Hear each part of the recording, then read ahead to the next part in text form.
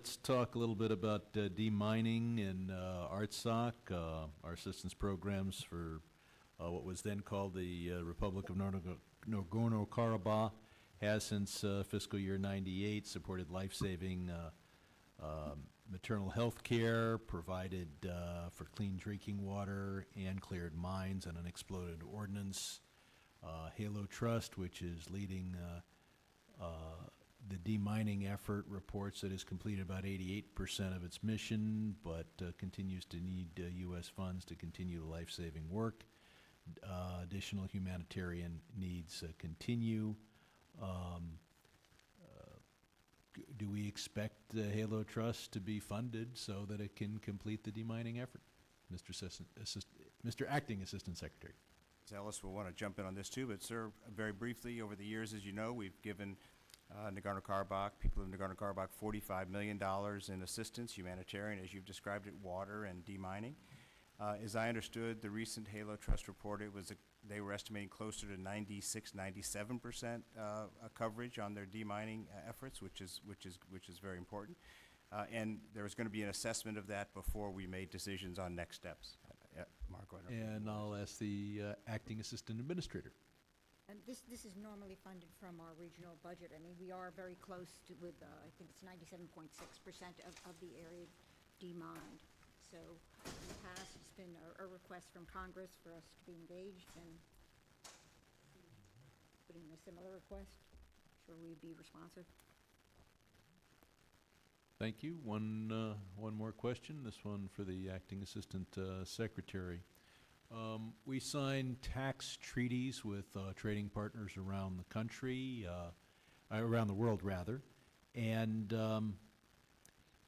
we've seen a surge in U.S. commercial engagement with Armenia, including, as reported by the ambassador, upwards of $500 million in new American investments in the Armenia energy and mining sectors.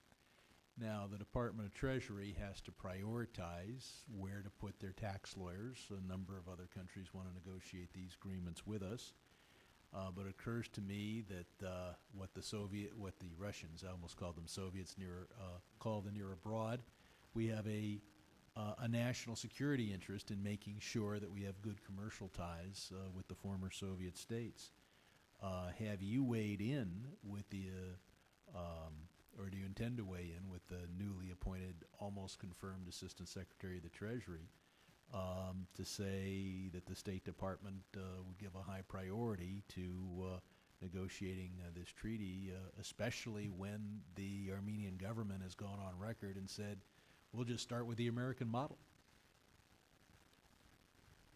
Ms. Sherman, you've identified a really important potential for our relationship with Armenia, and earlier in the Q&A, Ms. Ellis and I described how we're trying to work with Armenia to go from an assistance-based bilateral relationship to a trade-based one.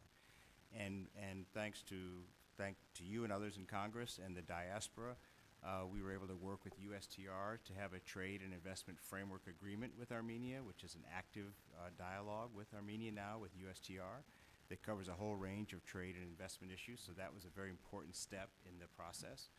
On the bilateral tax treaty, the Treasury does indeed make this decision, and they make it based very clearly on one criterion, sir, as I understand it. That is, do U.S. companies want it, and do U.S. companies benefit from it or not?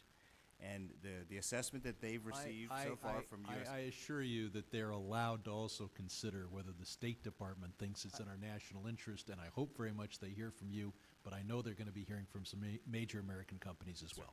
And just the hold of the agreement from the Soviet Union still works, and companies still use it, but we do have under active consideration a bilateral one, sir. Thank you. Look forward to working with you, and I yield back. Okay.